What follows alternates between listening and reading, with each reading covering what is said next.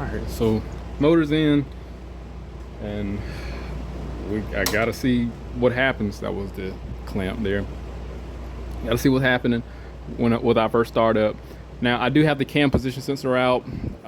Off camera, what I was doing was, and the coils disconnected. Off camera, what I was doing was trying to get the engine to rotate with the starter so I can get the oil to circulate. Can't really see it that well through the cam sensor, and honestly, if it's bleeding through the camshaft and coming out, then there's obviously going to be a problem. So what I'm just doing, looking at the oil level and see if it goes down. So right now is right there in the middle. I'm just going to rotate it for about 5 seconds and then pull the dipstick out, see what she's looking like.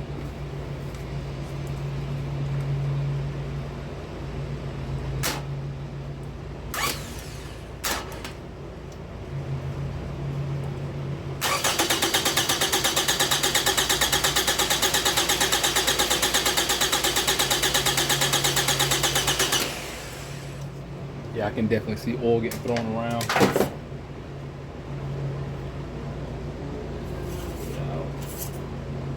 Yep. So now it dropped. It went from half to down here. So the oil is moving. I do need to top it off. There isn't going to be any residual oil laying around, obviously, since I rebuilt the motor. So I'm going to put the cam position sensor back in, plug the coils in. I do need to get a serpentine belt because I don't have that plugged up. Let's see what happened with the first startup.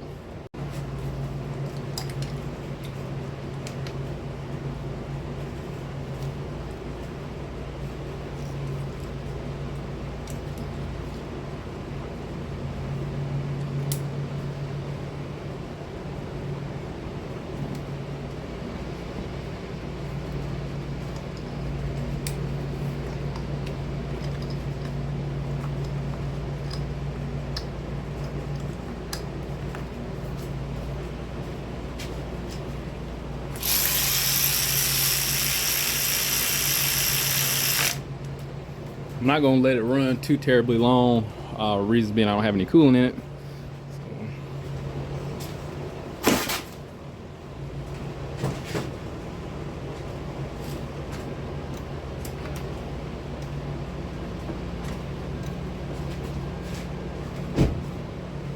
Got to put the cylinder wire back in.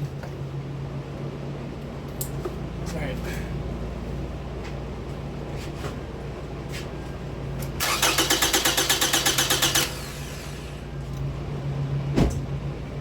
I forgot also to plug in the fuel injectors.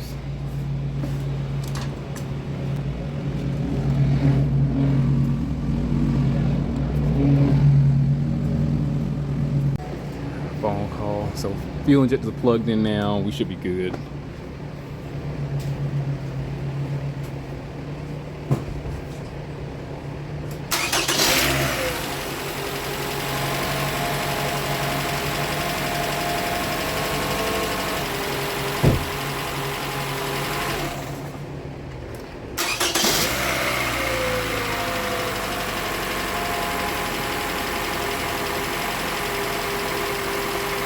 Started up really good. That was like a great startup.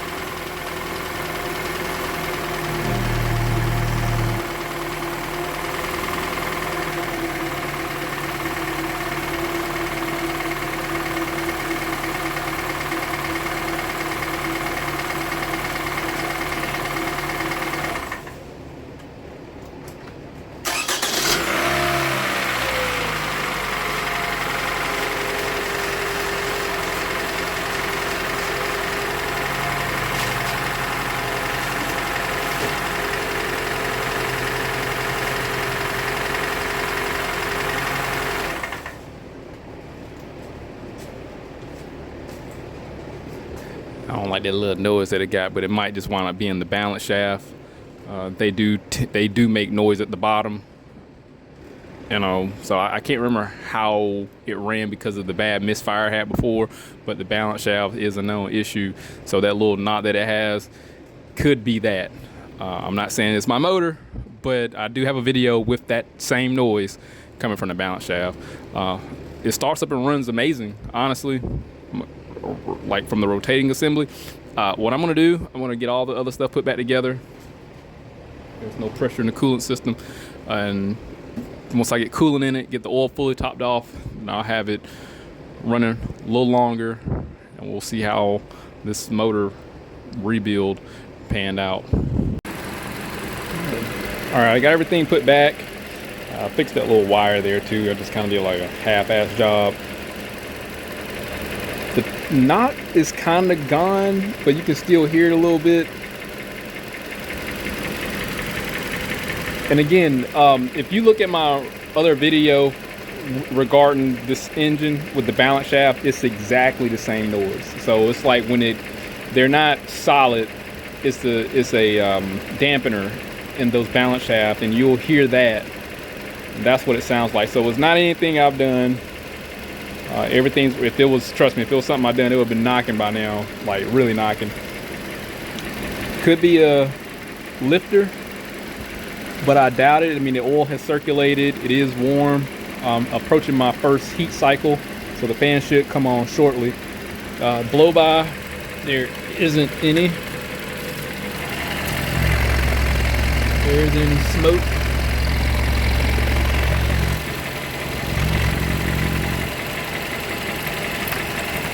So we're fine with that. So yeah, we're good. I did install this engine from the top. I didn't have to go to the bottom or anything. I didn't drop it. Once you get the motor loose, you just simply jack up the transmission, and then you'll have enough room to separate it and lift it up and out.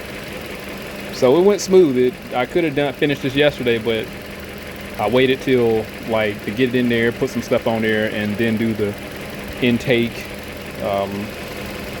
all the brackets and stuff. So I got all that done today. So here we are. There's no leaks.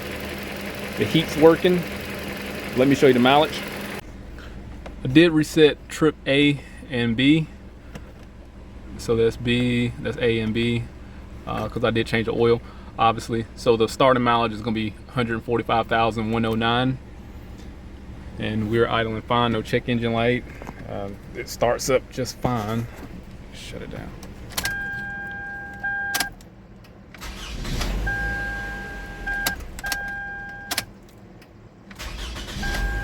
Starts up great.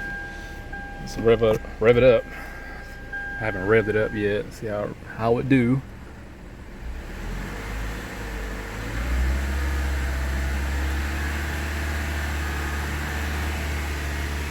All right. No noise. No knocking under a load during the snap throttle. Take a look outside.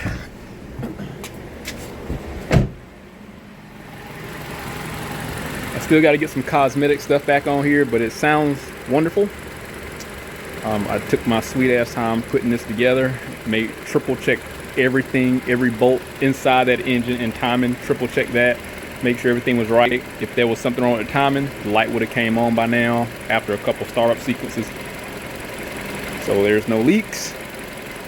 From a coolant leak aspect, no knocking, no misfires, we're good. I'm gonna take this on a 100-mile drive, and I'll update you later. All right, it's the next day. I wound up taking it on an hour-and-a-half trip somewhere and staying overnight, and here I am driving back. I just got back a little while ago, and I managed to put on 229 miles. So I have not looked under the hood yet. I'm gonna let it cool down for a little bit, pop the hood, do an inspection, pull the oil filter, inspect that, and then we'll conclude the video.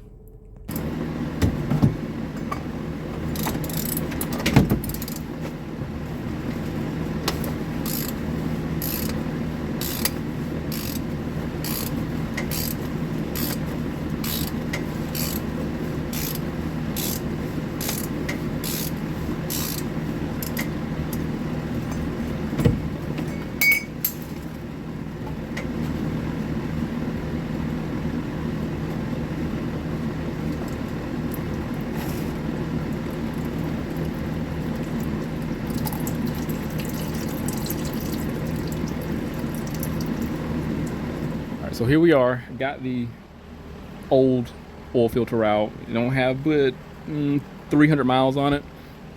So what I'm expecting to see, maybe a little bit of metal particulates, a little bit of shiny stuff because of the rings. Maybe. I did hone the block. Maybe we'll just see a little additional debris. Hopefully no glue. So we'll see.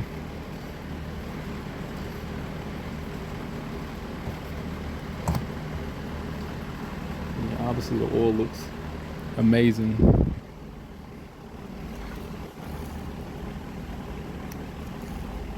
Yeah, I see a little bit of dirt in there.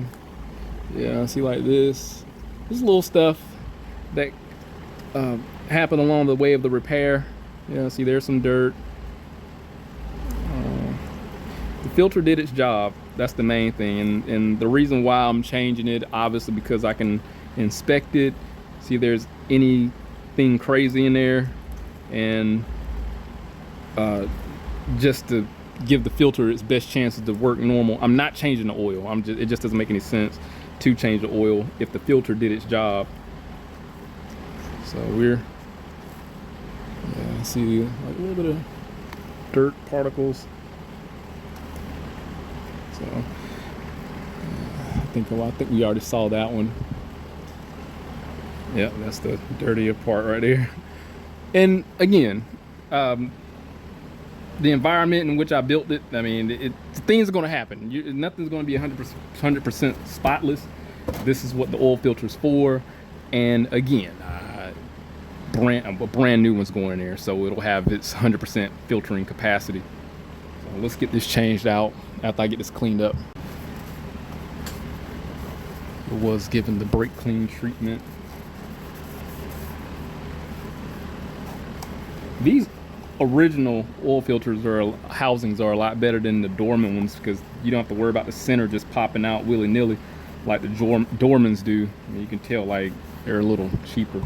The oil filter I'm using, the same one, MicroGuard. I do have O'Reilly's full synthetic oil in there, 0W20. So this is the part number. I've been using oil filters from O'Reilly for years and years and years. Never had any issues. So we're in good shape. I'm just not that guy to be all selective about oil filters like that. I mean, they all have to meet a standard and work.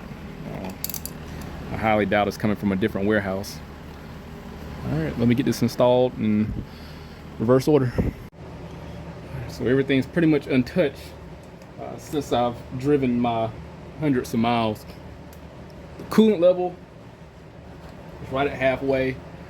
That's fine. The oil, just a tad bit below full. So I don't know if you can see that. This is like right there. That was then hell. I mean, I probably didn't fill it all the way up when I topped it off. Oil's clean. It's beautiful. Let me start it up for you.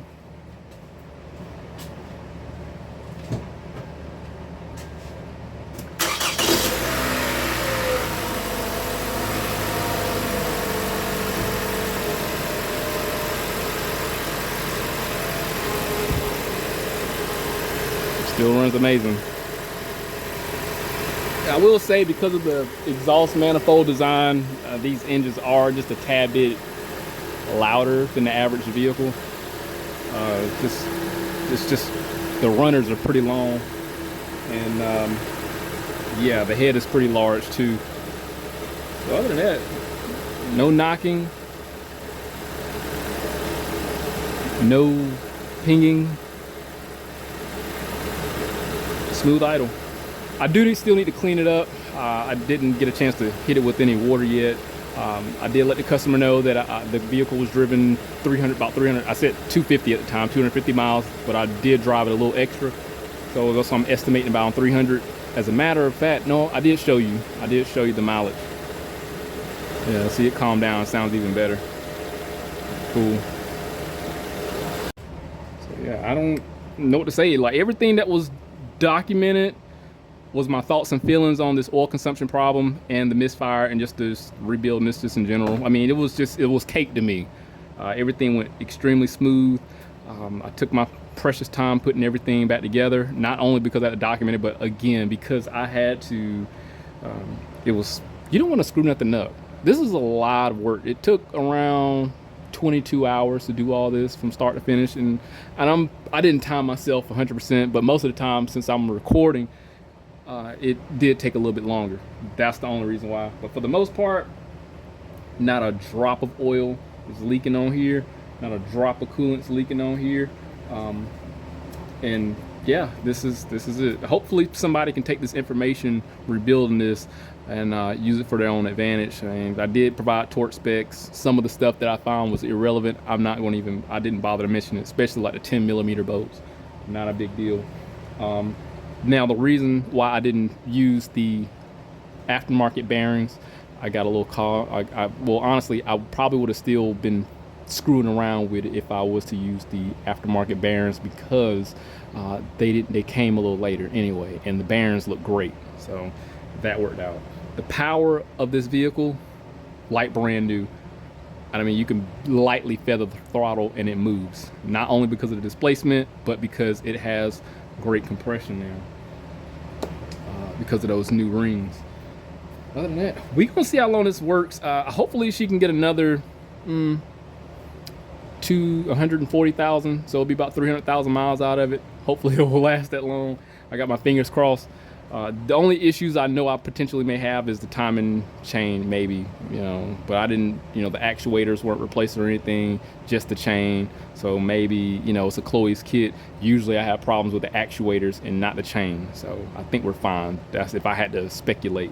Other than that, hey, this is good, man. Everything's done. We'll see how long it lasts. If anything happened, I'll definitely update. Hit that link, subscribe to the channel, stay informed, how to reach out some more work, and I'll see you next one.